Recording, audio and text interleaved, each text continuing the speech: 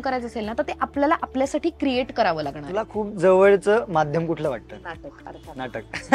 आहे की इतकी मेल डॉमिनेटेड इंडस्ट्री आहे नाही, फिमेल डिरेक्टर्स नाहीये. तुम्ही एखाद्याला मदत करणं हे अभिनयाशी कनेक्टेड आहे, तुम्ही एखादं पुस्तक वाचणं हे अभिनयाशी कनेक्टेड आहे. सगळं.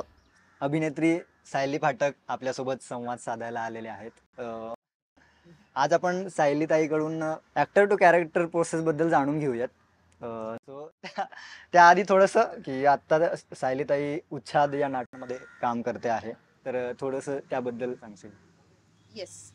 तर उच्छाद हे नाटक आम्ही मागच्या वर्षी ओपन केलं नोव्हेंबरमध्ये आणि त्याची प्रोसेस खूप आधी सुरू झाली होती. निरंजननी ते नाटक खूप वर्षांपूर्वी म्हणजे 2021 मध्ये त्यांनी ते अडॅप्ट करून ठेवलं होतं. त्याचे राईट्स मिळणं जरा अवघड गोष्ट आहे, तर ते त्याला मिळाले, पण त्यानंतर ओमिक्रॉन आणि त्यामुळे ते सगळं मागे राहिलं. नाटक जेव्हा मी ऐकलं तेव्हा मला असं वाटलं की त्या नाटकात ऍक्टरला खूप वाव आहे, म्हणजे खूप मजा करायची संधी आहे. त्यामुळे मी त्याला म्हणलं प्लीज तू काही करून मला यात काम दे. म्हणला नाही आहेस तू माझ्या डोक्यात, पण आपण बघू काय होतं ते.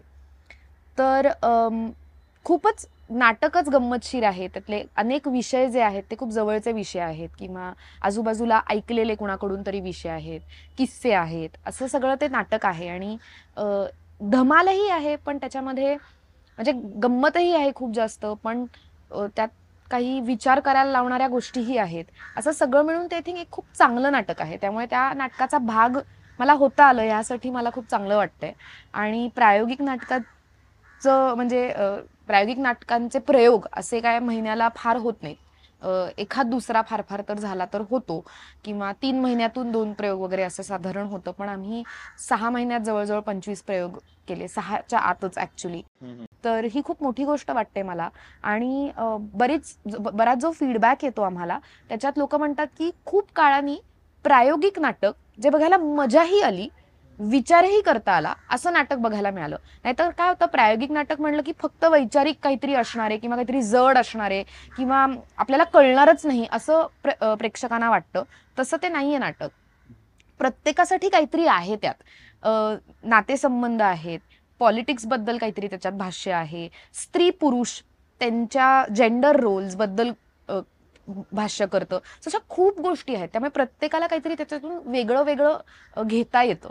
तर त्यामुळे मला फारच छान वाटतं की मी त्या नाटकाचा भाग आहे. आणि एवढे प्रयोग होत आहेत त्याचे, आणि भरभरून लोक येत आहेत अजूनही बघायला. अशी कुठली गोष्ट आहे तुला की जी अभिनय करायला भाग पाडते? भाग पाडते अशी मला वाटतं की मला ते करायला इतकं आवडतं, म्हणजे मला जेव्हा संधी मिळते अभिनयाची तेव्हा मला ती सोडवत नाही. म्हणजे मला ते करायचं असतं. तेवढंच कारण आहे की मी ते करते.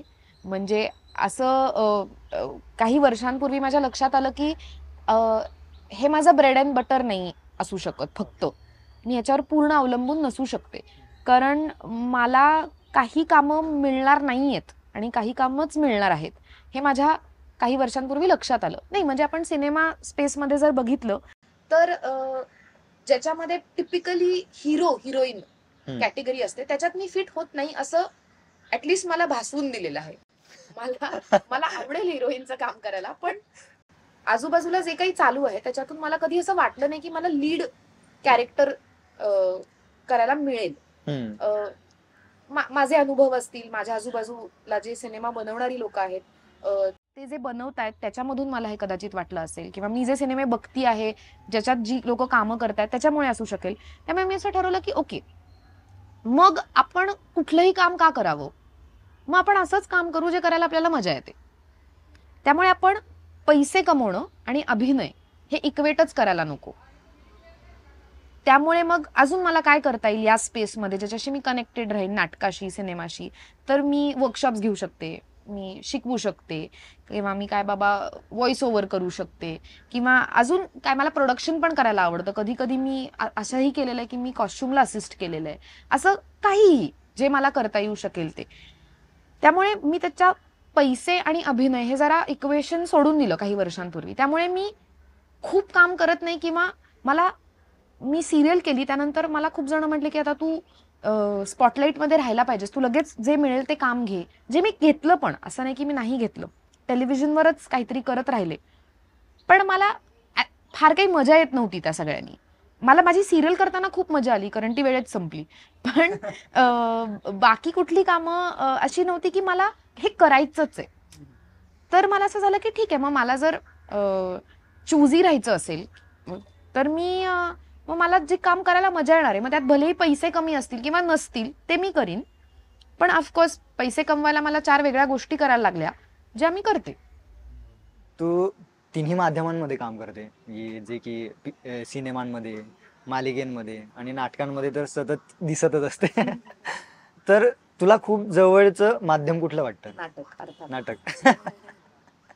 मला मला विचारही नाही करायला लागत या उत्तरासाठी. कारण नाटकापासून एकतर सुरुवात झाली आणि मी जेव्हा नाटक करायला लागले तेव्हा मला असं काही नव्हतं की मला पुढे जाऊन सिनेमे करायचे, असं काहीच नव्हतं. शाळेत मी हे होते, मी कायम सांगते की मी अशी बॅकबेंचर पण नव्हते की पूर्ण थिल्लर गंमत मजा मारणारी कोणीतरी व्यक्ती मागे बसलेली आहे, किंवा मी अत्यंत स्टुडियस पहिल्या बाकावर बसलेली अशीही नव्हते. मी अशी मध्यातली होते. त्यामुळे आणि मी अभ्यासाच्या बाबतीत पण अशी फार चांगली फार वाईट पण नव्हते, आणि स्पोर्ट्स तर मध्ये माझा काही संबंध नव्हता. त्यामुळे मला शाळेत काही टीचरला मी माहिती आहे ती आहे नाहीये काही मला वाटत नाही फरक पडायचा. आणि मी शाळेत पहिल्यांदा जेव्हा नाटक केलं तेव्हा मला असं वाटलं की हा, इथे काहीतरी गंमत झाली. म्हणजे मला जी गंमत शाळेत जायलाही कधी यायची नाही, तिथे करत असताना मला पहिल्यांदा मी असे असं की हा आता शाळेत जायचंय आज, कारण का प्रॅक्टिस असणार आहे नाटकाची लंच ब्रेकमध्ये. तर ते काहीतरी तेव्हा क्लिक झालं मला. म्हणजे आता ते जेव्हा मी मागे वळून बघते तेव्हा मला ते लक्षात येतं की ते तेव्हा काहीतरी ओपन झालं माझ्यासाठी. तर त्यामुळे नाटक हे खूप तेव्हापासून काहीतरी त्याच्याबद्दल एक वाटत राहिलं. आणि मला नाटक काय आहे हे शिकून घ्यायचंय. माझे आई वडील मला नाटकांना घेऊनही जायचे, त्यामुळे बघायलाही मिळायचं काय काय गंमत जम्मत.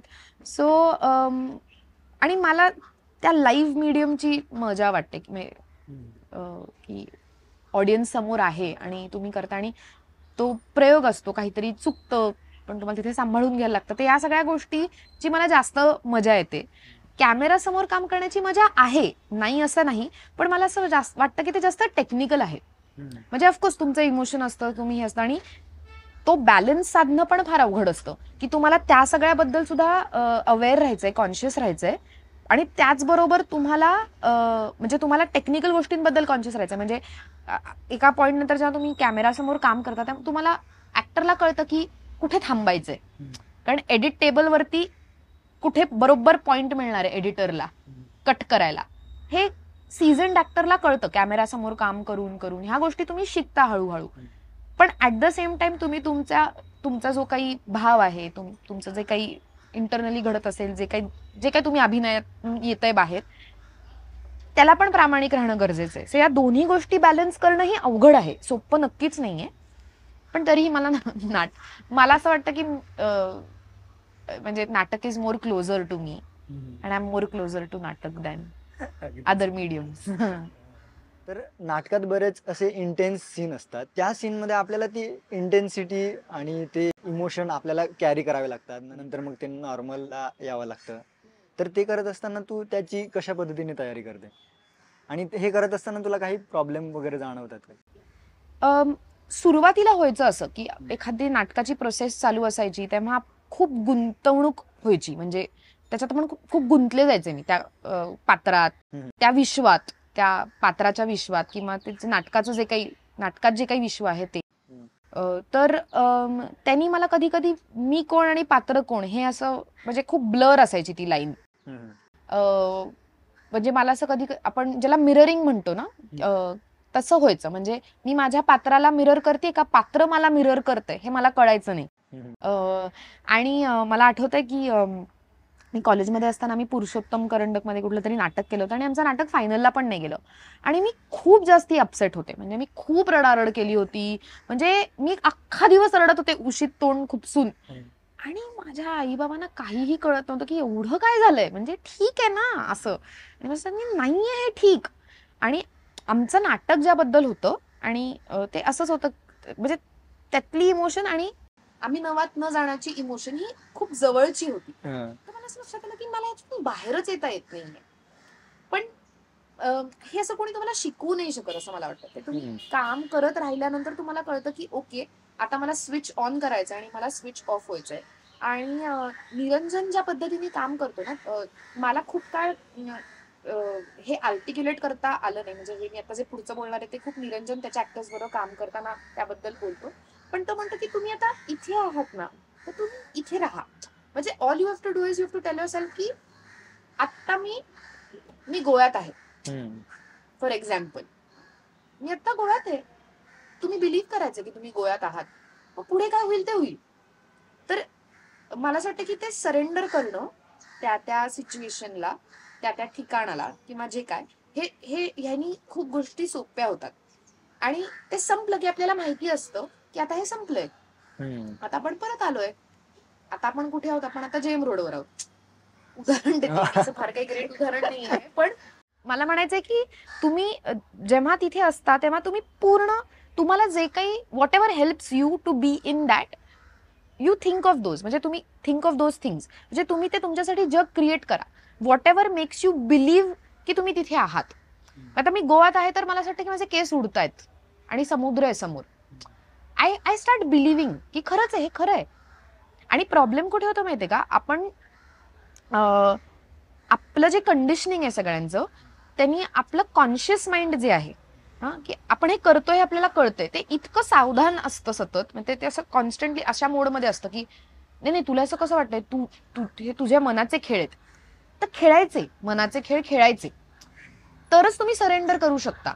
मग कुठेतरी तुम्हाला तुमच्या सबकॉन्शियसला आणि तुमच्या म्हणजे तुमचं कॉन्शियस माइंड जे तुम्हाला प्रश्न विचारतंय, लॉजिकल प्रश्न विचारतंय सतत, असं कसं, तू गोव्यात नाहीयेस. नाही, मी आहे गोव्यात. तर तुम्हाला ते सरेंडर करायचंय त्या गोष्टीला. आणि जेवढं तुम्ही सरेंडर करत जाल आणि तुम्हाला ते सरेंडर करण्यासाठी तुम्हाला तुमचं काहीतरी बिल्ड करावं लागतं. सो असं काहीतरी टेक्निक, हे टेक्निक आहे. त्या टेक्निक बद्दल मी अवेअर नव्हते, कारण मी काय म्हणतात, तुम्ही जसे सगळे ललित कला केंद्राला शिकलेले आहात तसं मी फॉर्मली ट्रेंड नाही. मी तुम्हाला पण जे शिकवते ते एक्सपिरियन्स मधून शिकवते, माझ्या अनुभवातून शिकवते. मला कोणी शिकवलं नाहीये. त्यामुळे मला ही ह्याची मेथड आहे, ही त्याची मेथड आहे, हे स्कूल ऑफ ऍक्टिंग आहे, असं मला काहीच माहिती नव्हतं ह्याला काय म्हणतात. पण ही कोणाची तरी स्कूल ऑफ ऍक्टिंग आहे हे कळायला खूप वेळ लागला मला. पण मी तीच फॉलो करत होते, कारण मला ती माझ्यासाठी सोपी वाटत होती, माझ्यासाठी कम्फर्टेबल वाटत होती, किंवा मला असं वाटत होतं की हा, अशा पद्धतीने मी काहीतरी काम करते बाबा. पण ती कुठली मेथड आहे हे मला माहिती नव्हतं. सो तू जे म्हणतोयस की तो स्विच ऑन स्विच ऑफचा मोड आहे. तुम्ही जेव्हा त्यात असता, म्हणजे उच्छाद जर आपण घेतलं तर प्रयोग सुरू व्हायच्या आधी आपण काय म्हणतो की ओके, आता प्रयोग सुरू होणार आहे, आणि काय आपल्या नाटकाची ओव्हरऑल परिस्थिती, कुठे सुरू होतं नाटक, की 2 लोक आपल्याकडे येणार आहेत आपल्याला भेटायला, चला. तर कधी कधी हा मूड असतो की चला आता बघू कोण कसे आहेत हे लोक. कधी कधी माइंड म्हणतं की तू विचार केलास ना काय काय बोलायचंय तुला, ते हा, शांत राहा. सो हे माझं पात्र बोलतंय, हे मी माझ्या पात्राला सांगतेय का हे माझं मी ऑलरेडी पात्र झालीये, जे पात्र स्वतःला हे सांगते. अशी ती थिन लाईन असते. पण आपण जेव्हा म्हणतो, आपण काय लोक काय करतात प्रयोगाच्या आधी, मेडिटेट करतात, विचार करतात, व्हॉइस एक्सरसाइजेस करतात. सो ही एक मेंटल प्रोसेस पण चालू असते की आता माझ्या कॅरेक्टरचं नाव वनिता आहे आणि वनिताच्या घरी 2 जण येणार आहेत, तर दर प्रयोगाच्या आधी वनिता बरोबर एक वेगळा कॉन्व्हर्सेशन चालू असतं आणि ती नोट लागते नाटकाला ऑटोमॅटिकली. जर मी म्हटलं की आज मी खूप शांत राहणार आहे, परिस्थिती कशीही असली तरी मी खूप यांना छान प्रेमाने ग्रीट करणार आहे, तर माझी ती नोट लागते. जर ही लागली की बघू काय होतंय ते, मला हे तर बोलायचंच आहे ह्यांच्याशी, ही जर नोट माझ्या डोक्यात असेल तर त्या नोटनी ते नाटक सुरू होतं. आणि प्रत्येकाची नोट वेगवेगळी लागलेली असते, त्यामुळे प्रत्येक प्रयोगात प्रत्येक जण कुठला तरी वेगळा, कधी कधी ती नोटच लागलेली नसते. आपण काहीतरी, माझ्या कॉस्ट्युमला आज नीट इस्त्रीच नाहीये, इथे डोकं असेल तर कॉन्सन्ट्रेशन वेगळ्या पद्धतीने फ्लो होतं. तर अशा गमती जमती असतात. आणि म्हणून नाटक जेव्हा प्रयोग सुरू होतो तेव्हा आपण कितीही प्रिपेअर्ड असू, कितीही प्रयोग केले असू, तरी त्याचा फ्लो प्रत्येक ऍक्टरमुळे बदलत राहतो, अशी त्याची गंमत आहे. तू दोन्ही नाटकांमध्ये काम केलंय, एक महानिर्वाणमध्ये आणि आता सध्या उच्छादमध्ये काम करते आहे. तर दोन्ही डिरेक्टर मधला काय फरक जाणवला? एकतर महानिर्वाण जेव्हा आम्ही केलं त्याच्या आधी त्याचे 400 प्रयोग ऑलरेडी झालेलं नाटक आहे ते. सतीश आळेकरांनी ते लिहिलंय, ते कामही करायचे, त्यांनी ते बसवलंही होतं. त्यामुळे त्यांना ते तोंडपाठ आहे. तुम्ही आत्ताही जाऊन त्यांना विचारलं की हिची ही या अंकातली एंट्री कुठून आहे आणि मग ती काय म्हणते आणि ती कुठे बघत असते, तरी ते तुला सांगतील. किंवा तू झोपेतही त्यांना काही महानिर्वाण विषयी विचारलं तरी ते सांगू शकतील. इतकं त्यांच्या ते म्हणजे ते इतकं त्यांच्या आत आहे ते नाटक. तर महानिर्वाणच्या बाबतीत झालं असं की ते नाटक सेट आहे ऑलरेडी आणि तसंच्या तसं करायचं असंच ठरलं होतं. त्यामुळे त्याच्यात तसे काही बदल नसल्यामुळे त्यांनी ते लिटरली आता तू इथून यायचं आहेस आणि मग तू इथे हे म्हणतेस हे आम्हाला सांगितलं होतं. तर ते नाटक करतानाची मजा वेगळी होती, कारण आम्हाला एक वेगळा काळ, एका वेगळ्या काळात घडणाऱ्या गोष्टी, तेव्हाची माणसं, तेव्हाचे नातेसंबंध, तेव्हाचे स्त्री पुरुष डायनमिक्स, तेव्हाचे सोसायटी, समाज म्हणून काय काय घडत असायचं, बाईकडे कसं बघितलं जायचं, पुरुषाकडे कसं बघितलं जायचं, त्यांच्या नात्याकडे कसं बघितलं जायचं आणि बऱ्याच अनेक अजून गोष्टी, त्या काळात बदलणाऱ्या गोष्टी ज्या होत्या, जे म्हणजे त्याच्यात अख्खं ते स्मशानाचं जे हे आहे की गोष्टी कशा बदलत होत्या, त्यांनी लोक कसे रिॲक्ट करत होते, ह्या सगळ्या गोष्टीत तो एक वेगळी स्पेस, वेगळा काळ अनुभवायला आम्हाला मिळाला, जो आमच्या परिचयाचा नाहीये. माझ्या आई वडिलांच्या परिचयाचा तो असेल कदाचित, किंवा माझ्या आजी आजोबांच्या, पण माझ्या परिचयाचा तो नाही. त्यामुळे प्रत्येक नाटकाचं काहीतरी वेगळं म्हणणं असतं, त्याच्यातून आपल्याला वेगळ्या गोष्टी मिळतात. तर त्या अर्थाने तोपर्यंत महानिर्वाणपर्यंत मी अशा कुठल्याच नाटकात काम केलं नव्हतं ज्याच्यात डिरेक्टरनी हे नाटक ऑलरेडी बसवलंय आधी खूप वर्षांपूर्वी आणि त्यांना आता नवीन संचाबरोबर तसंच्या तसं ते बसवायचंय. त्यामुळे ते खूप एका अर्थाने काय म्हणता येईल की त्यांना माहीत होतं त्यांना काय करायचं आहे आणि त्यांनी ते केलं असल्यामुळे ते खूप त्याची प्रोसेस असं डिस्कव्हरीची नव्हती. म्हणजे की आपण इथे ही पोझिशन करून बघूयात, किंवा अरे मी इथून आले आणि तिथून आले तर काय होऊ शकतं, किंवा आपण हा सीन इथे घडला. म्हणजे इम्प्रोव्हायझेशन काही नव्हतं त्याच्यात. उच्छाद पूर्ण इम्प्रोव्हायझेशन होतं. म्हणजे आम्ही जेव्हा उच्छादची प्रोसेस सुरू केली तेव्हा आम्ही अतुल कुमारच्या रेपेटरीला गेलो होतो, कामशेतला. आम्ही राहिलो होतो तिथे जवळजवळ 10 दिवस. आणि तेव्हा आमच्याकडे फक्त स्क्रिप्ट होती. आम्ही स्क्रिप्ट ऑलरेडी त्याच्या आधी आठवडाभर पुण्यात सतत वाचत होतो. आणि मग आम्ही एका पॉइंटला स्क्रिप्ट बाजूला ठेवली आणि असं म्हटलं की आपण आता, आपल्याला सिच्युएशन माहितीये नाटकातली काय होती, तर आपण घर घर खेळतो ना तसं खेळूयात, की तुम्ही आमच्याकडे आलाय आता आणि आता आपल्याला साधारण या विषयांबद्दल बोलायचंय. आणि मग आम्ही दरवेळेस आमचं घर सेट करत होतो. मग इथे टेबल असेल, मग इथे किचन असेल, इथे बेडरूम असेल, इथे टॉयलेट असेल, आणि त्यातल्या काही पोझिशन्स, काही जे डायनमिक्स तयार होत होते की बरोबर ह्या पॅचमध्ये दोन्ही बायका या बाजूला आलेत, पुरुष इथे बसलेत, तर त्याची पण काहीतरी गंमत तयार होते की विमेन वर्सेस मेन असं काहीतरी होतं, किंवा हे नवरा बायको आता एकत्र आहेत, हे दोघं समोर आहेत, किंवा अशा छोट्या छोट्या गोष्टी, खाली वर बसण्याच्या पोझिशन्स, ज्या काही गोष्टी तिथे सापडल्या. तर डिस्कव्हरी खूप होती इकडे आम्ही शोधत ते नाटक बसवलं. 4 वेगवेगळ्या गोष्टी करून पाहिल्या आणि मग ते नाटक बसलं. आणि ते करत असतानाच आपल्याला काही गोष्टी आपल्या पात्रासाठी मिळतात. त्यामुळे आपली करण्याची पद्धतही बदलत असते. आपले को ऍक्टर्स पण वेगळे असतात, त्यांच्याकडून आपल्याला काहीतरी गिव्ह अँड टेक आपली चालू असते. तसं महानिर्वाणामध्ये त्या अर्थाची डिस्कव्हरी नव्हती कुणासाठी.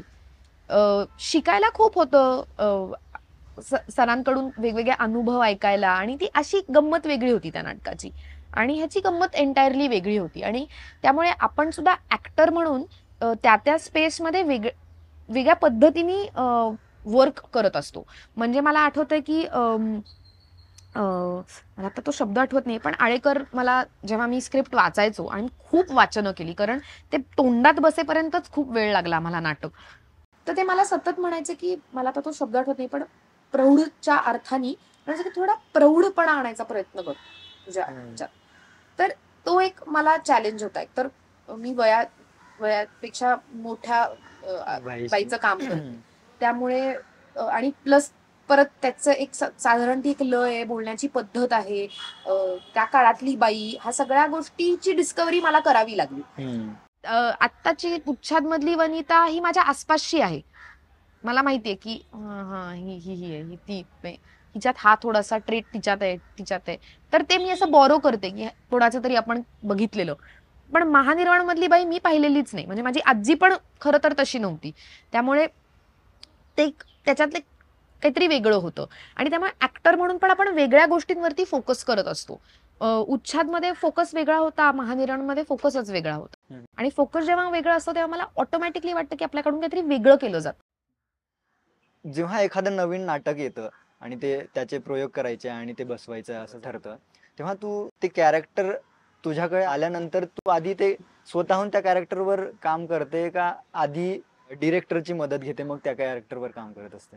प्रत्येक डिरेक्टरची प्रोसेस वेगळी असल्यामुळे कधी कधी ते तुमच्यावरच पडतं की तुम्हीच ते शोधताय आणि समजून घेताय, किंवा कधी कधी ते एकत्र केलं जातं की डिरेक्टर पण तुम्हाला काहीतरी इनपुट्स देतोय आणि मग तुम्ही त्याचा विचार करतात आणि तुम्ही ते कसं तुमच्या कॅरेक्टरमध्ये इन्कॉर्पोरेट करताय हे तुम्ही बघता. पण मी एक नाटक करायचे, जे मित्राची गोष्टचं इंग्लिश अडॅप्टेशन होतं, फ्रेंड स्टोरी नावाचं नाटक होतं. आमचे जे डिरेक्टर होते ते स्वतःही ऍक्टर आहेत. म्हणजे आकाश खुराना जे आहेत, ज्यांनी नाटक बसवलं, ते स्वतःही खूप मोठे ऍक्टर आहेत आणि खूप चांगले ऍक्टर आहेत. तर त्यांचा ऍक्च्युली ऍक्टर म्हणून खूप चांगला इनपुट मिळायचा. डिरेक्टर म्हणून ते खूप ते ऍक्टर म्हणून खूप शांत आणि कंपोज्ड आहेत, आणि डिरेक्टर म्हणून ते थोडेसे अँशियस डिरेक्टर आहेत. म्हणजे असं वाटतं की अरे अरे अरे होतंय ना, आणि तर कधी कधी ते होतं. म्हणजे तर प्रायमरीली कारण मला वाटतं की ते ऍक्टर आहेत. तर ऍक्टर म्हणून ते खूप भन्नाट आयडियाज द्यायचे. आणि मला त्या नाटकाच्या वेळेस जी एक प्रोसेस मिळाली ना, ती मी साधारण प्रत्येक नाटकाला वापरायचा प्रयत्न करते. मग त्याच्यामध्ये त्यांनी एकतर आम्ही काय करायचो, आणि त्या नाटकासाठी मी त्यांच्याबरोबर खूप वेळ एकत्र घालवला. म्हणजे मी त्यांच्याबरोबर नुसती खूप वेळ बसलेली असायची गप्पा मारत, स्क्रिप्ट बद्दल, पात्राबद्दल, आणि फक्त माझ्या पात्राबद्दल नाही, प्रत्येक पात्राबद्दल. तर त्या सगळ्या डिस्कशन मधून माझ्यासाठी खूप गोष्टी ओपन अप झाल्या. मग एक एक्सरसाइज त्यांच्याबरोबर केला होता, तो मला आठवतो आणि मला तो खूप आवडला होता. की सीन 20 खूप झाला, सीन 6 आणि 7 यामध्ये काही वेळ गेलाय का, गेलाय. मग या वेळेत पात्र ए, पात्र बी, पात्र सी, पात्र डी काय करत होते, फॉर एक्झाम्पल. ते इतकं मजेशीर होतं, कारण त्यांनी तुम्हाला ऑटोमॅटिकली पुढच्या सीनसाठी इतक्या गोष्टी मिळतात.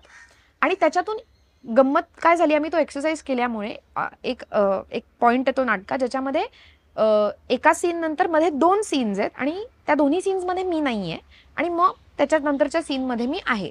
सो मध्ये 2 सीन जातात, त्यामध्ये बऱ्याच काय काय गोष्टी होतात. त्याच्यात अभय महाजन आणि एका वेगळ्या मेल को ऍक्टरचा सीन आहे, अभयचा आणि पर्णचा एक सीन आहे. आणि त्या पिरियड मध्ये मग मित्रा काय करत होती, ती कुठे होती, तिच्याबद्दल हे पात्र सगळंच पात्र मित्राविषयी बोलतायत, पण ती दिसत नाही आपल्याला 2 सीन्स मध्ये. मग ती कुठे आहे, ती का नाही दिसली आपल्याला. तर आम्ही त्याचा खूप विचार केला. आता ते नाटक ज्या काळात सेट आहे त्याच्यात प्री इंडिपेंडन्सचा तो काळ आहे. तर मग ती काय घरातून तिने घर सोडलंय किंवा घरच्यांची तिचं पटत नाही, असं तसं या सगळ्यामध्ये ती काय वेळ कुठे घालवत असेल. तिला जी मुलगी आवडती आहे ती तिला भेटत नाहीये, तिचं आणि बापूचं पण बिनसलंय. मग ती काय करत असेल, वेळ कुठे घालवत असेल. तर आम्ही खूप विचार केला आणि मला वाटलं की ती कुठल्या तरी प्रोटेस्टमध्ये, कुठल्या तरी आंदोलनाचा भाग होत असेल का, असंच उगाच जायचं म्हणून, तिला त्याच्याबद्दल कदाचित काही वाटतही नसेल. तर असं झालं की हा असेल, कदाचित असेल, कारण तिच्यात आहे ते सुद्धा ना. म्हणजे तिला जे वाटतं ते ती बोलते, ती घाबरत नाही. असं जर ते कॅरेक्टर असेल तर ती कदाचित एखाद्या आंदोलनाचा भाग आहे. त्याचा उल्लेख कुठेही स्क्रिप्टमध्ये काहीही नाही. पण त्या 2 सीन्स नंतर माझा जो कॉस्ट्युम चेंज होता, त्यात मी पूर्ण नाटकात साडी किंवा पॅन्ट शर्ट मध्ये, आणि मग त्या पुढच्या सीन मध्ये माझा कॉस्ट्युम कुर्ता आणि पायजम्याचा झाला. तर त्या फक्त एवढ्या एका चेंजमुळे की त्या आंदोलनाचा ती भाग आहे. आता ती आंदोलनाचा भाग आहे म्हटल्यावर काहीतरी परिणाम होईल ना. ती मेंटली त्या आंदोलनात किती इन्व्हॉल्ड आहे नाहीये. तरीही आपण जर जात असू, आपल्याबरोबर 100 माणसं आंदोलनाचा भाग, 100 माणसं असतील त्या आंदोलनात, ते काहीतरी म्हणतायत, त्यांना काहीतरी वाटतंय, आपण ते बघत असू, ऐकत असू, तर काहीतरी तिच्या मनात, तिच्या डोक्यावर काहीतरी परिणाम होत असेल. आणि मग तो सगळ्या परिणामाचा विचार करून त्याच्यानंतरच्या सीनमध्ये ती कशी आहे. सो असे सगळे विचार त्यांनी मला करायला लावले. त्यामुळे मी साधारण ती पद्धत पाळते. आता महानिर्वाणमध्ये पण मी पहिल्या अंकात जेव्हा नचिकेतची मृत्यू होते त्याच्यानंतर खूप वेळ मी दिसतच नाही.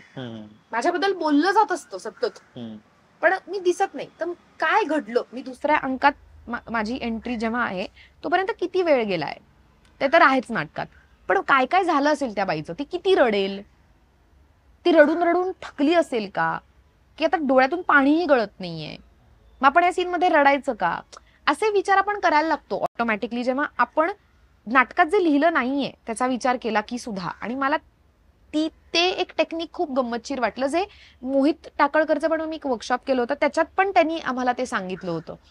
तर अशा पण खूपच गंती झाली आता, पण नाही, अगदीच गंमतच आहे ना की नाटकामध्ये प्रेक्षकांना जे दिसणार आहे त्याच्या पलीकडचं जे जग आहे ते ऍक्टरला दिसत असतं. बरोबर बरोबर. सो ते जग तुम्ही किती किती घट्ट किंवा जेवढं तुम्हाला बांधता येईल ना तेवढं तुम्हाला ऍक्टर म्हणून फुलता येतं. हा, म्हणजे तुम्हाला तेवढं देता येतं, तुम्हाला ऍड करता येतं. आणि मला ही कायम गोष्ट म्हणजे आता खूप असं मागे मागे मागे बघत गेलो ना तर मला असं वाटतं की खूप असं बालिश पण वाटू शकेल, पण जेव्हा आपण लहान असताना घर घर खेळतो ना, ज्याच्यात आपण ते काय असतं ते मेक बिलीफच असतं ना, की हे माझं भातुकलीचं सेट असेल तर मला वाटतं की हे माझं किचन आहे आणि आता मी चहा करणार आहे. असतो का चहा? नसतो ना. पण आपण लहान असताना आपलं बिलीफ आणि आपलं इमॅजिनेशन केवढं स्ट्रॉंग असतं की मी कोणीतरी बसलंय समोर, मी त्याला चहा देतोय, मी त्याच्यासाठी पोळ्याच लाटते, हे सगळं आपण करत असतो लहान लहान असतो तेव्हा. तर आपण ऍक्टर म्हणून तेच करायचं असतं असं मला वाटतं. आणि मला लहानपणी हे करायला खूप मजा येत असल्यामुळे मला त्या पात्राचं जग बिल्ड करायला खूप मजा येते, की मग तिच्या कपाटात कसे कपडे असतील, तिची खोली कशी असेल. तर मला असं वाटतं की आपल्याला हे वाटू शकतं की आपण काय करतोय, की माझी ही खोली, माझ्या खोलीत गादी कुठे आहे. मग अगदी साधी मोमेंट की मी उठल्यावरती खिडकीतून बाहेर बघतं का हे पात्र कधी, किंवा मी बघते का, जे काय मग तुम्ही बिल्ड करायला लागू शकता या गोष्टी. मग आता वनिता म्हणून मी एक जे आपण अर्थात ऍक्टर म्हणून पण कॉन्शियस असतो की अरे मला घाम येणार आहे प्रयोगात, तर मला परफ्यूम म्हणजे मी स्प्रे काहीतरी करणारच आहे प्रयोग सुरू करायच्या आधी, हे मला सायली म्हणून कळत असतं. पण मी असा विचार केला की पण वनिताचा काय असेल परफ्यूम, तो सायली म्हणूनचा परफ्यूम असेल का, तर मला असं वाटलं नाही. तर मी असा काहीतरी मध्यातला परफ्यूम आणला जो माझाही नाहीये, म्हणजे सायली म्हणून मला आवडतही नाहीये पण अगदीही वाईट नाहीये, कारण शेवटी मला तो वास असह्य झाला प्रयोगात तर मलाच कसं तरी होईल. सो ह्याचीही मला काळजी घ्यायची, म्हणजे मला ऍक्टर आहे मी, या गोष्टीचंही भान ठेवायचंय, पण माझ्या कॅरेक्टरचा हा परफ्यूम आहे असाही मी विचार केलाय. सो तो एक अवेअरनेसचाच भाग आहे की तुम्ही ऍक्टर आहात त्याचं भानही ठेवायचं आहे, पण इतकंही नाही की तुम्हाला पात्राला तेवढं देता येत नाहीये. सो तो बॅलन्स खूप महत्वाचा आहे. पण मला हे विचारायचं की तू चित्रपटांमध्ये जेव्हा काम करते तेव्हा तुझ्याकडनं एवढ्या डिटेलमध्ये काम करणं होतं का? मी तुला अगदी प्रामाणिकपणे सांगते, मी फार चित्रपटांमध्ये काम केलेलं नाही.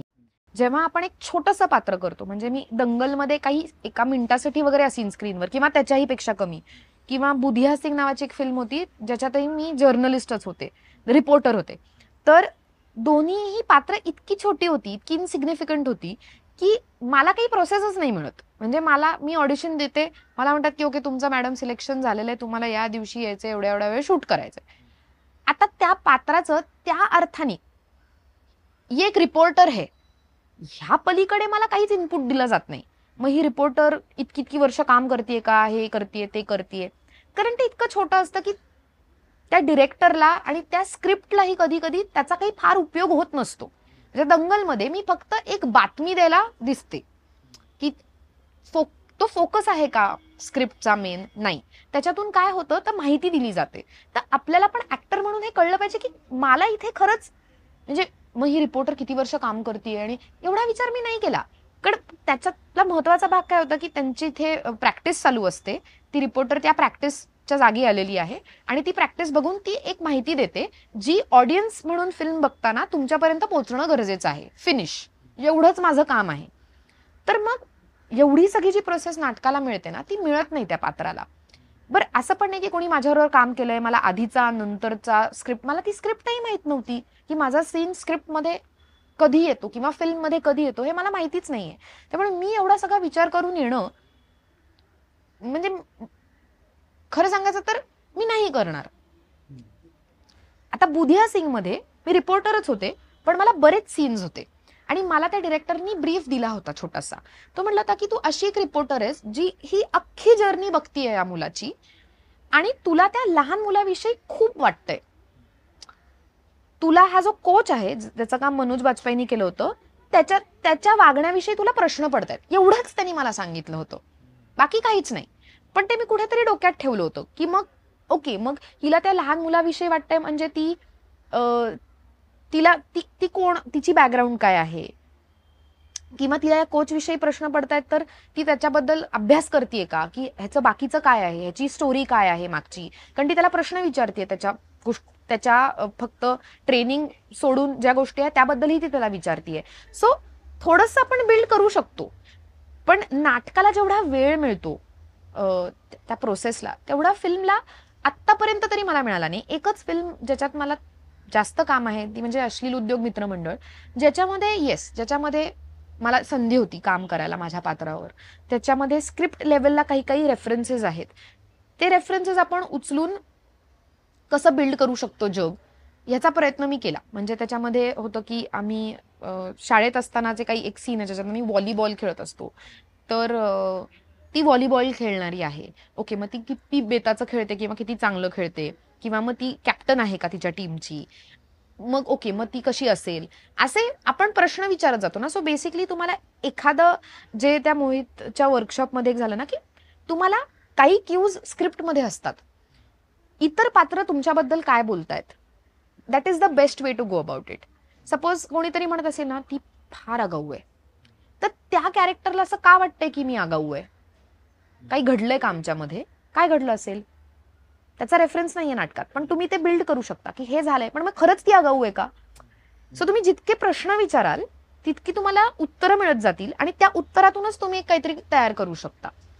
सो तसं अश्लील उद्योगला जे रेफरन्सेस होते ते मी एकत्र करून मला काय बांधता आलं ते मी बांधायचा प्रयत्न केला. नाटकामध्ये जेव्हा काम करत असते तेव्हा एखाद्या वेळेस असं झालंय का तुला की डायलॉग विसरायला झालंय, आणि आणि मग जेव्हा तू ते डायलॉग विसरतेस तेव्हा एक ऍक्टर म्हणून त्या पात्राला कशा पद्धतीने सांभाळून घेते? जेव्हा असं झालंय ना तेव्हा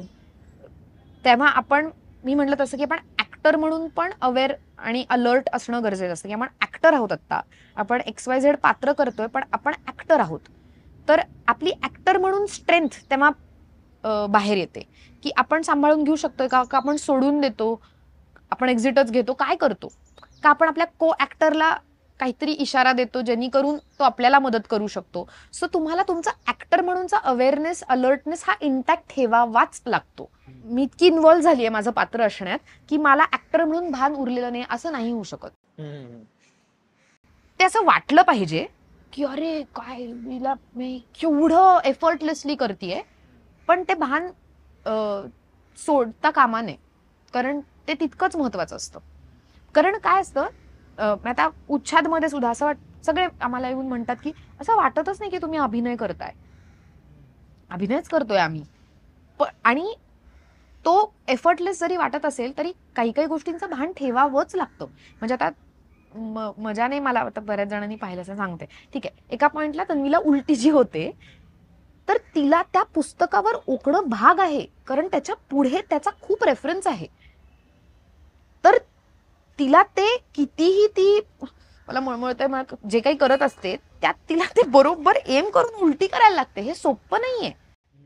कधी कधी ते 19-20 होतं. त्यासाठी ते टेबल म्हणजे बघ की किती टीम एफर्ट असते. ते टेबलचा अँगल जरा इकडे तिकडे झाला, निरंजन थोडा पुढे असेल त्याच्यावरच उलटी जास्त झाली, असं ते सगळं इतकं टाइम्ड. आणि आपण बसवलंय ना शेवटी नाटक, जर आपण तेवढं कॉन्शियसली काम केलंय ते बसवण्याचं तर आपल्याला ऍक्टर म्हणूनही कॉन्शियस राहायलाच लागतं. आतापर्यंत तू नाटकांमध्ये, सिनेमांमध्ये काम करत आली आहे. आतापर्यंतच्या अभिनयाच्या प्रवासात तुला हवे तसे रोल मिळालेत? खरं सांगू का, मी म्हणजे जेव्हा जेव्हा बघते की मी काय काय कामं केली आहेत, मला छान वाटतं मी जे केलंय त्याबद्दल. म्हणजे मला असं अर्थात वाटतं की काही गोष्टी अरे मला हे करायचं होतं किंवा मला या नाटकाचा भाग व्हायचं होतं किंवा ही स्क्रिप्ट माझ्याकडे का नाही आली असं वाटतं. पण मी त्याच्याकडे खूप आता म्हणजे मला काय म्हणता येईल रिजेक्शन असेल किंवा एखादी गोष्ट जी करायची ती करायला न मिळाल्यामुळे असेल, या सगळ्यामुळे कुठेतरी एक ठीक आहे हे नाही आपल्याला करता आलं कदाचित कारण ते आपल्यासाठी नव्हतं. ते पात्र आपल्यासाठी नव्हतं, ती प्रोसेस आपल्यासाठी नव्हती, ती टीम आपल्यासाठी नव्हती, काहीही कारण असू शकतं. त्यामुळे मला ते आता सोडून द्यायला मी शिकली आहे आणि ते अवघड असतं सोडून देणं कारण त्रास होऊ शकतो या गोष्टीचा की मला नाही. पण मला असं वाटतं की म्हणजे मला असं वाटतं की मला करायचं खूप आहे आणि मला तेवढी संधी नाही मिळत असं वाटतं मला. पण त्याबद्दल मी अशी काही मला कोणाबद्दल असं हे नाही वाटत. म्हणजे आता वाटायचं खूप आधी की मला का नाही गेलं मला का. पण आता नाही वाटत एवढं. असं वाटतं की ठीक आहे प्रत्येकाची एक स्वतःची जर्नी असते. राईट टाइम राईट प्लेस तुम्हाला जे मिळायचं असतं ते तुम्हाला मिळतं. अशा ह्याला मी सरेंडर केलं. त्यामुळे जे येईल ते आनंदाने घ्यायचं. जे नाही येते ते कधीतरी दुःखी होऊन कधीतरी खट्टू होऊन कधीतरी नाखुश होऊन आणि चिडचिड करून किंवा कधी कधी शांतपणे सोडून द्यायचं असं ह्याच्यावर मी पोचली आता इतक्या वर्षानंतर ज्याच्याबद्दलही मला खूप बरं वाटतं कारण नाहीतर त्याचा त्रास होऊ शकतो. मला आता हे काम करायचंच नाही असं वाटू शकतं जे नाही वाटत आहे अजून. पण हे नक्की की मला असं वाटतं की मला अजून काम मिळायला पाहिजे असं मी सांगते आता ओपनली. आत्तापर्यंतचा जो तुझा प्रवास आहे, तर आत्ता या स्टेजला आल्यानंतर तुला एक ऍक्टर म्हणून काही प्रश्न आहेत किंवा प्रश्न जाणवत आहेत? मला असं वाटतं की ती जर्नी ऑनगोईंगच असणार आहे. म्हणजे असं नाही होणार की आता मला सगळं कळलंय आणि मला आता काहीच प्रश्न नाहीये. असं नाहीच आहे. म्हणून तर त्याची गंमत आहे कारण तुम्ही जेवढं काम करत राहाल तुम्हाला नवीन प्रश्न पडणार आहेत, तुम्हाला नवीन उत्तरही मिळणार आहेत. तुमच्या अभिनयात तुम्ही जिथून सुरुवात केली ते वेगवेगळ्या टप्प्यावर तुमचं काम करण्याची पद्धत तुमचा अभिनय पण बदलणार आहे. आणि ह्याचं मुख्य कारण हे आहे की तुम्ही फक्त अभिनय करत नाही आयुष्यात ना, तुम्ही आयुष्य जगतही असता. तुम्ही बहीण असता, तुम्ही मुलगी असता, तुम्ही टीचर असता, तुम्ही मित्र असता, तुम्ही वेगवेगळे रोल्स प्ले करत असता तुमच्या आयुष्यात. तुम्हाला अनुभव येत असतात वेगवेगळ्या गोष्टींचे आणि तो सगळा अनुभव घेऊन आपण पुढे जात असतो. जसा तुमचा अनुभव वाढेल तसं तुम्ही अभिनयाकडे कसं बघताय, तुम्ही एखाद्या गोष्टीकडे कसं बघताय, गोष्टीकडे म्हणजे स्क्रिप्टकडे, संहितेकडे, तुम्ही एखाद्या पात्राकडे कसं बघताय, तुम्ही एखाद्या कामाकडे कसं बघताय, हे सगळंच बदलत राहतं. त्यामुळे तुमची जर्नी तुम्ही मरेपर्यंत चालूच आहे. मला असं वाटत नाही की असा कुठलाही अशी कुठली अभिनेत्री नाही अभिनेता नाही ज्याला सगळं कळलंय. त्यामुळे मला अनुभव ही गोष्ट खूप महत्वाची वाटते अभिनयासाठी. आणि तुम्ही जितकं स्वतःला एक्सपोज कराल वेगवेगळ्या सिच्युएशन्सला, वेगवेगळ्या लोकांना, म्हणजे चांगलं वाईट सगळं होऊ दे तुमच्या बरोबर, कारण तुम्ही त्याच्यातूनच शिकणार आहात आणि त्याचा सगळ्याचा परिणाम तुमच्या अभिनयावर पडणार आहे. तर मला असं वाटतं की तो रियाज आहे की जगत राहा, काहीतरी करत राहा, काहीही असेल. असं कधीच नाही हे अभिनयाशी कसं कनेक्टेड आहे, सगळं अभिनयाशी कनेक्टेड आहे. सगळं तुम्ही एखाद्याला मदत करणं हे अभिनयाशी कनेक्टेड आहे, तुम्ही एखादं पुस्तक वाचणं हे अभिनयाशी कनेक्टेड आहे, सगळं सगळं त्याच्याशी कनेक्टेड आहे. त्यामुळे प्रवास करणं, नवीन जागेवर जाणं, नवीन लोकांना भेटणं, लोकांशी बोलणं, हे सगळं त्याच्याशी कनेक्टेड आहे. तुम्ही जेव्हा एखादं पात्र करता तेव्हा तुमचं सगळ्यात मोठं इन्स्पिरेशन काय असतं, कुठलं तरी व्यक्तीच ना. तुम्ही कुणाला तरी भेटलेलं असतं, तुम्ही कुणाचं तरी काहीतरी पाहिलेलं असतं, ऐकलेलं असतं, पहिले तुम्हाला तेच येतं डोक्यात, अरे हा हे ना या पात्राचं काहीतरी. तुम्ही जर स्क्रिप्ट वाचत तुम्हाला वाटतं की अरे मी ओळखतो याला, मी ओळखते हिला, कोणाचं काहीतरी आहे, माझी मैत्रीणच असेल, माझ्या ओळखीतलीच असेल, नाही पण कुठेतरी पाहिलंय, काहीतरी ऐकलंय. सो हे जेवढं तुम्ही कराल तेवढा तुम्ही मला असं वाटतं ऍक्टर म्हणून समृद्ध होता. तू चित्रपटांमध्ये आणि नाटकांमध्ये काम करत असताना एक स्त्री म्हणून काही चॅलेंजेस जाणवतात का? हो, मी म्हटलं तसं की एक सगळ्यात मोठा चॅलेंज जो मी पर्सनली अनुभवला आणि मला माहितीये की खूप फिमेल ऍक्टर्सना हा चॅलेंज असतो, तो म्हणजे आपण कसे दिसतो. म्हणजे एस्पेशली सिनेमांमध्ये किंवा आता आता हळूहळू या गोष्टी बदलायला लागल्यात. OTTनी पण ते खूप बदललं की ज्याच्यात आपण इतके चांगले ऍक्टर्स पाहतो जे नॉट नेसेसरीली कन्व्हेन्शनली सुंदर किंवा देखणे आहेत. हम्म. पण खूप चांगलं काम करतात आणि ते त्या पात्रासाठी योग्य असतात, म्हणजे ते फिट बसतात. आणि कधी कधी म्हणजे लीड पात्र सुद्धा त्या पात्राची म्हणून ह्यानी देखणं सुंदर फिट सिक्स पॅक असलं पाहिजे किंवा अगदी चुणचुणीतच ती असली पाहिजे असं कंपल्शन नसतं. हम्म. तर पण हे आत्ता खूप हळूहळू आणि हे आत्ता अलीकडचं आहे. जर आपण आपल्यावर खूप जास्त बॉलिवूडचा इफेक्ट आहे, परिणाम आहे. आणि मराठी सिनेमांमध्ये पण जरी आपण पाहिलं गेल्या काही काळात, तरी हिरोईन म्हटल्यावर गोरी, बारीक, उंच हम्म. हे आलंच, हम्म. असलंच पाहिजे. अरे ह्याच्याशिवाय कसं चालेल, असंच होतं. त्यामुळे जेव्हा मी शाळेत वगैरे होते तेव्हा मला याचं काही वाटायचं नाही आणि मी एका पॉइंट पर्यंत खूप जाड होते. तर मला तेवढं भान नव्हतं की हा एक अडथळा आहे. मला वाटायचं की मी छान आहे, मस्त आहे, की मी क्यूट आहे, मी असं मला वाटायचं, छान दिसते. पण मी जेव्हा नाटक करायला लागले आणि मला असं लक्षात यायला लागलं की माझ्यापेक्षा ज्या मुली जास्त त्या अर्थाने फिट दिसायच्या किंवा बारीक होत्या त्यांना जास्त कन्सिडर केलं जायचं कामांसाठी, मेन भूमिकेत. आणि हेही असेल की मला तेवढा अनुभव नव्हता किंवा माझी तेवढी तयारी नव्हती तोपर्यंत, त्यामुळे मला कन्सिडर केलं जायचं जायचं नाही. हेही असू शकतं, मी काही म्हणत नाही असं नव्हतं अगदी आणि फक्त एवढंच होतं. पण माझाही अनुभव आहे की माझ्या आजूबाजूला खूप लोक होती आणि बरेच वेळा हिरोईन म्हणून त्यांना प्रिफर केलं जायचं ओव्हर मी. ह्याचं ह्याचं भान मला मी नाटक करायला लागले त्यानंतर आलं आणि ज्याच्याने मला खूप त्रास व्हायला लागला. मग सगळे प्रयत्न की आता वजन कसं कमी करायचं. मग एक काळ असतो जेव्हा आपल्याला डाएट करणं म्हणजे नाही कळत, हे खायचं नाही ते खायचं नाही, जेव्हा की सगळे कॉलेजमध्ये वडापाव खातायत आणि आईस्क्रीमच खायला जातात, आपण ते खायचं नाही, तर ते खूप त्रासदायक असतं. म्हणजे आता जेव्हा मी बघते त्याचा विचार करते मला असं वाटतं की किती त्रास दिला मी स्वतःला. जेव्हा माझी मजा करण्याचं माझं वय होतं तेव्हा मला ह्याचं टेन्शन असायचं की अरे आता वडापाव नको खायला, आपलं वजन अजून वाढेल. तर हे दिसणं नावाची जी गोष्ट आहे ना, ही जास्त स्क्रीनची आहे हे मला वाटतं, जी नाटकात बरेच वेळेला, कारण ते मेक बिलीफच आहे ना नाटक. मी आता महानिर्वाणमध्ये 45 वर्षाची बाईचं काम करते, पण मी नाहीये 45. पण काय ठीक आहे, आपण पांढरं रंगवले केस, ही आहे 45. तुम्ही आता बिलीव्ह करा ऑडियन्स म्हणून की तेवढी आहे. तर तसं स्क्रीनवर नाही करू शकत. त्यामुळे तो एक माझ्यासाठी खूप मोठा चॅलेंज अजूनही आहे की आपण ज्या पद्धतीचे सिनेमे, ज्या पद्धतीचे स्क्रिप्ट लिहिले जातात त्यामुळे कुठे त्या अर्थाने फिटिंगच होत नाही. आणि त्यामुळे आपल्याकडच्या कितीतरी संधी आपल्याला कितीतरी अपॉर्च्युनिटीज मिळत नसतील, कितीतरी कामं आपली जात असतील. पण काय करायचं आता त्याच्यासाठी, म्हणजे किती मारामारी करायची, किती डोकं फोडायचं, किती स्वतःला त्रास करून घ्यायचा, असा मला एक प्रश्न पडतो. त्याच्यानंतर मला असं वाटतं की दुसरा प्रॉब्लेम हा आहे की इतकी मेल डॉमिनेटेड इंडस्ट्री आहे नाही, मग फिमेल डिरेक्टर्स नाहीये, फिमेल रायटर्स नाहीत. ऑफकोर्स परत ही गोष्ट बदलतीये, पण खूपच कमी संख्या आहे.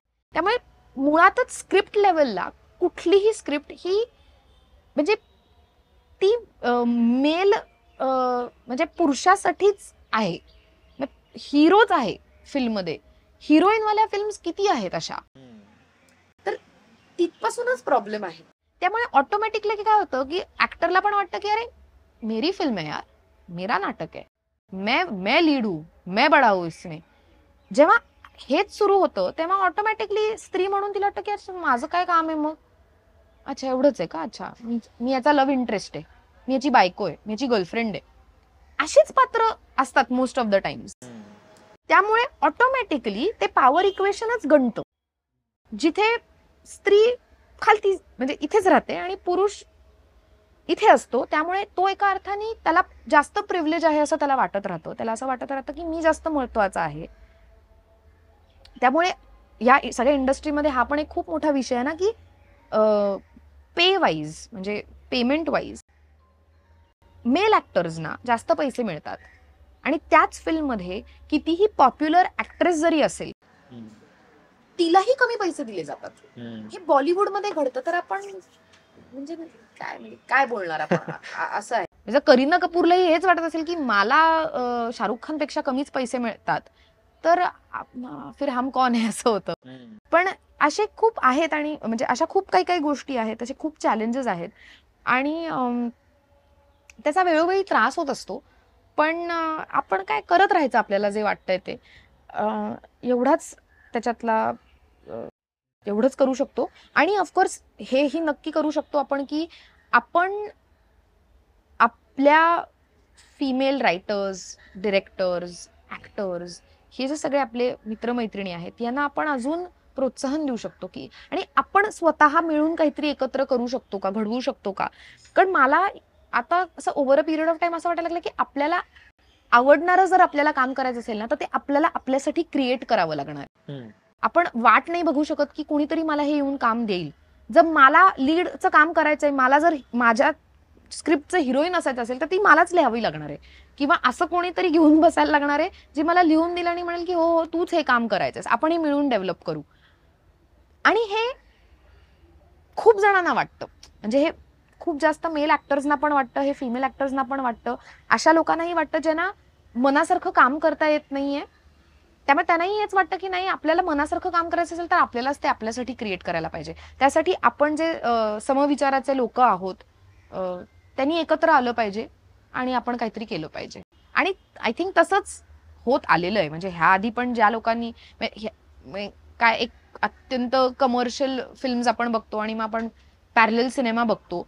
ते इमर्ज होण्याचं कारणच ते होतं की ज्या लोकांनी पॅरलल सिनेमाज बनवायला सुरुवात केली त्यांना असं वाटलं असेल की आपल्याला हे नाही बनवता येते किंवा आपल्याला हे बनवायला मजा येणार नाहीये. त्यामुळे आपण पॅरलल सिनेमा म्हणजे किंवा आपण अशा फिल्म्स बनवू ज्याच्यात आपल्याकडे खूप बजेट नाहीये. आपण आपल्या ओळखीतली लोकं घेऊयात, आपले मित्रमैत्रिणी घेऊन टीम करूयात, ओळखीचा कोणीतरी डीओपी आला, ओळखीची कोणीतरी एडिटर आली, असं करून पण आपल्याला जे करायचंय ते आपल्याला करण्याची संधी आणि मुभा असली पाहिजे. संधी नाही, मुभा असली पाहिजे. सो हे काही नवीन नाहीये की आपण एकत्र येऊन आणि आपण काहीतरी करू कारण आपल्याला हे पटत नाहीये किंवा हे आवडत नाहीये, हे करायला मजा येत नाहीये. हे होतच आलेलं आहे.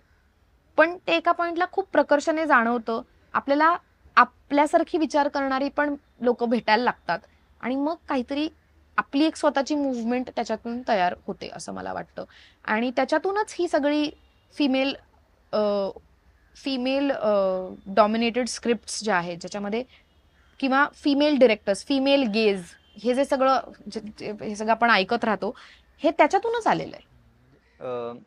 आत्तापर्यंतच्या अभिनयाच्या प्रवासामध्ये तुला असे कुठले चांगले किंवा वाईट असे अनुभव आले असतील आणि त्या अनुभवातून तुला कुठल्या गोष्टी सोबत न्यायच्या आहे आणि कुठल्या गोष्टी मागे सोडायच्या आहे असे काही अनुभव असतील तर थोडे आमच्या प्रेक्षकांबरोबर शेअर कर. अनुभव खूप आहेत आणि त्या अनुभवातून काही गोष्टी तू म्हटलास असं काय घ्यायचं आणि पुढे जायचं आणि काय सोडून द्यायचं मागे. अं, अं, हे आत्ताच्या टप्प्यावर मला असं वाटतं की मला काही गोष्टींवर काम करायला आवडेल. त्यातलं म्हणजे मला असं वाटतं की आपण कधी-कधी आयुष्यात येणाऱ्या अनुभवांमधून खूप रिजिड व्हायला लागतो. आपल्याला सरेंडर करता येत नाही. तर मला असं वाटतं की पर्सनल आयुष्यात ज्या गोष्टी घडत असतात त्याचा परिणाम होत असतो आपल्या कामावरती सुद्धा आपण जे करतोय त्याच्यावरती. तर मला असं वाटतं की गेल्या काही काळामध्ये मला अ, जेवढं सहजतेने सरेंडर करता यायचं, सबमिट करता यायचं, तेवढं करता येत नाहीये. तर मला असं वाटतं की that is one thing that I have to learn to do की मला सोडून देता आलं पाहिजे. जसं वाईट अनुभव आपण मागे सोडून देतो, तसं मला ॲज अन ॲक्टर मला जास्त सरेंडर करायचंय. माझ्या डिरेक्टरला, त्या स्क्रिप्टला, माझ्या टीमला. बरेच वेळा माझ्या डोक्यात जे चालू असतं, मी खूप काहीतरी ठरवून येते. पात्रासाठी नाही, जस्ट माणूस म्हणून, ॲक्टर म्हणून पण नाही, माणूस म्हणून काहीतरी हे असं नाही, असं नाही. म्हणजे कधी-कधी आपण यात अडकतो ना, की हे बरोबर आहे आणि हे चुकीचं आहे. त्यात की नाही असं होऊच शकत नाही, असं म्हणणारे जे असतात. अगदी तशी नाहीये मी, पण काही-काही गोष्टी आपल्या डोक्यात अशा फिट बसलेल्या असतात आणि त्या ब्रेक करणं फार अवघड होतं. त्यामुळे डिरेक्टरलाही त्रास होतो, आपल्या को ॲक्टरलाही त्रास होतो. कारण असं होतं की अरे मी काहीतरी आणि त्याच्यामुळे आपण कधी-कधी ऐकत पण नाही समोरच्याचं. कारण आपल्याला असं की माझं ठरलंय. तर मला असं वाटतं की ती एक अशी गोष्ट आहे जी जी मला अजून सहजपणे करायला आवडेल. त्याचबरोबर रिजेक्शन, एखादं काम न मिळणं, ही गोष्ट अशी आहे जी कितीही वेळा तुमच्याबरोबर झाली, तरी ती तुम्हाला दरवेळेस नव्याने शिकावी लागते. की तुम्ही ऑडिशन देता आणि तुम्ही थांबता आठवडाभर की आता हो आता नाही काय काय काय काय, आणि तुम्ही तुमच्या कुठल्या मेंटल स्पेसमध्ये आहात त्याप्रमाणे कधी कधी नाही, हा ओके नाही चल पुढे काय, हा काय आता नेक्स्ट वीकमध्ये आपलं असं होतं, किंवा कधी कधी का का नाही झालं. तर रिजेक्शन ही अशी गोष्ट आहे जी अगेन सोडून देता आली पाहिजे, की नाही आलं नाही आलं, मिळालं मिळालं. सगळ्यात मोठी गोष्ट जी मी शिकली आहे ती हीच आहे की आपण प्रामाणिक राहणं स्वतःशी ही सगळ्यात मोठी गोष्ट आहे, आणि ती तुमच्या कंट्रोलमधली गोष्ट आहे. हम्म. ओके, ज्या गोष्टी आपल्या कंट्रोलमध्येच नाही आहेत त्या आपण कंट्रोल नाही करू शकत. जे आपण करू शकतो ना ते आपण करत राहावं. हम्म. म्हणजे की मी एखादी गोष्ट ती काहीही असेल, कप विसळणं असेल, स्वयंपाक करणं असेल, वेळेवर कुठेतरी पोहोचणं असेल, मी किती ती प्रामाणिकपणे करते एवढंच माझ्या हातात आहे. मी किती मनापासून ते करू शकते, मी तिथे 100% दिले का माझे, मी होते का मी जिथे होते तिथे, हे माझ्या हातातलं आहे ना. ओके बरोबर आहे, काहीतरी घडलंय आणि तुला कामाच्या ठिकाणी पोचायचंय आणि म्हणून तू डिस्ट्रॅक्टेड आहेस, हो, ह्याच्याबद्दल मी ऍटलिस्ट अवेअर आहे का, मी जागरूक आहे का, की हो बाबा माझं आता कुठेतरी मन विचलित झालंय, माझं लक्ष कुठेतरी दुसरीकडे, पण आता मी इथे आलीये ना तर मला आता 100% इथे असायचंय, हे मला करता येतंय का. इतकी साधी गोष्ट जरी असेल तरी ते करणं सोपं नाहीये. तर मला एवढंच कळलंय की तुम करते रहो, बाकी का सब देखा जाए, you do your best, God will take care of the rest असं म्हणतात, तसं आहे ते. की माझा आहे विश्वास युनिव्हर्समध्ये की ज्या गोष्टी आपल्या बरोबर घडतात ते एका कारणासाठी घडतात. There is a reason behind whatever happens, whatever doesn't happen. एखादी ऑडिशन क्रॅक नाही केली जात, एखादं काम मिळत नाही, ते तुझ्यासाठी नव्हतं, यावर माझा विश्वास आहे. आणि मी त्या गोष्टीलाही, मलाही कधी कधी सरेंडर करणं अवघड असतं, पण मी त्यालाही सरेंडर करायचा प्रयत्न करते. आणि मला जे वाटतं तिथे मी प्रामाणिकपणे करत राहते. आणि मला असं वाटतं की तेवढंच खरं आहे, बाकी सगळं ठीकच आहे असं मला वाटतं. त्यामुळे तेवढं करत राहा. कुणीही कुठल्याही कामात असेल, not just as an actor, कुठल्याही गोष्टीत. तर मला माणूस म्हणून पण आणि ॲक्टर म्हणून पण तेच वाटतं, त्यामुळे मी ते फॉलो करायचा प्रयत्न करते. याच्या पुढे तुझे काय प्लॅन आहेत? मी म्हटलं तसं की मी अभिनय आणि पैसे कमवणं हे इक्वेशन शक्यतो म्हणजे तेवढ्यावरच, म्हणजे मला अभिनय करत राहायला पाहिजे कारण मला पैसे कमवायचे, किंवा असं मी त्याकडे बघत असल्यामुळे मी बाकी पण वेगवेगळ्या गोष्टी करत असते. तर मला लक्षात आलं की मला शिकवायला आवडतं, मला लहान मुलांबरोबर काम करायला आवडतं, मला म्हणजे ललितच्या मुलांबरोबर काम करायला आवडतं. तर मला ती स्पेस जास्त एक्सप्लोअर करायची, वर्कशॉप्स घेणं, टीचिंग. त्यामुळे माझ्या डोक्यात असं आहे की वेगवेगळ्या पर्पजसाठी वर्कशॉप घ्यायचं. म्हणजे आता आपण आता बऱ्याच शाळांमध्ये काय आर्ट म्हणजे आर्ट तर असतंच, फाईन आर्ट सारखं, पण म्युझिक, डान्स, थिएटर हे कंपल्सरी केलंय काही स्कूल्समध्ये. कारण आर्ट इज इम्पॉर्टंट आणि आर्ट शिकण्याचे वेगवेगळे आर्ट फॉर्म्स शिकण्याची खूप गरज आहे. त्यांनी खूप वेगवेगळ्या गोष्टी ओपन अप होतात मुलांसाठी, काय सगळ्यांसाठी. तर तसंच मुलांना तास असतो, नाटकाचा वर्ग असतो किंवा म्युझिकचा क्लास असतो, पण टीचर्सना पण याचं एक्सपोजर पाहिजे, पालकांना सुद्धा पाहिजे. कारण बरेच वेळा म्हणजे मी खूप शाळांमध्ये काम केलं, त्यात असं होतं की टीचर्सच असं म्हणतात की नाटकाचा क्लास आहे ना, ठीक आहे, फ्री पिरियडच आहे. फ्री पिरियड नाहीये. जर तुम्हीच टीचर म्हणून त्याच्याकडे फ्री पिरियड म्हणून बघितलं तर मुलं पण तिथे फक्त आरडाओरडा करणार आहेत आणि एकमेकांना मारत सुटणार आहेत. नाही, त्याच्यासाठी नाहीये तो क्लास. तोही तितकाच महत्वाचा आहे जितकं सायन्स महत्वाचं आहे, जॉग्रफी, हिस्ट्री, सायन्स, मॅथ्स जे काही इम्पॉर्टंट आहे तितकाच नाटकाचा क्लास पण इम्पॉर्टंट आहे, तितकाच म्युझिकचा क्लासही इम्पॉर्टंट आहे. सो हे टीचर्सना कळणं गरजेचं आहे, हे पेरेंट्सना कळणं गरजेचं आहे. पेरेंट्स मुलांना, आता आम्हाला संध्याकाळी कुठेतरी जायचं त्याला क्लासला सोडतो बाबा, नाही, तो क्लास महत्वाचा आहे. उद्या तुमचा मुलगा मुलगी डान्सर होणार नाहीत, पण तुम्ही ज्या अर्थी त्या क्लासला सोडताय, यू हॅव टू अंडरस्टँड की तो फक्त फिजिकली तो आता छान नाच करू शकतो किंवा ती खूप छान नाच करू शकते असं नाहीये. तिथे कितीतरी गोष्टी शिकायला मिळतात ज्यात तुम्हाला सुद्धा त्याचं भान असणं गरजेचं.